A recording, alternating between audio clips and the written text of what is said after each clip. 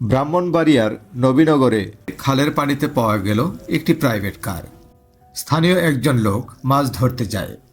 পানিতে জাল ফেলার পর জাল আটকে যায় কিছু একটার সাথে। তারপর লোকটি নামে এবং সে বুঝতে পারে যে এটি একটি গাড়ি বা সাদৃশ্য কিছু হবে। তো জাল মারার পরে এটা ফার্মেতে লাগে যে কি জিনিস লাগে, তো এটা আমি আর অনুভব করতে পারি না, আমরা হতাম না। আমি ছোটবেলা আছি এমন বানাইছি। পরে এলাকার জনপ্রতিনিধিকে অবহিত করে। তারপর জনপ্রতিনিধি প্রশাসনকে জানালে ঘটনাস্থলে তারা ছুটে আসে। পাশে খালে একটা প্রাইভেট রয়েছে, অনেক যাবতীয় রয়েছে। আমরা মনে করছি যে হয়তো কোনো ধরনের সমস্যা আছে। আমার পুলিশ, এটা ফায়ার সার্ভিসের কর্মী, আমরা সবাই এখানে জনগণের সহায়তায় আমরা এটা উদ্ধার করছি। পুলিশ, দমকল বাহিনী এবং জনসাধারণের সহযোগিতায় প্রাইভেট কার উদ্ধার করা হয়। এতে এই ঘটনায় এলাকায় চাঞ্চল্য সৃষ্টি হয়েছে।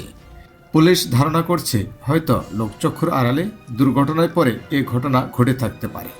পরে গাড়িটি থানায় নিয়ে যাওয়া হয়।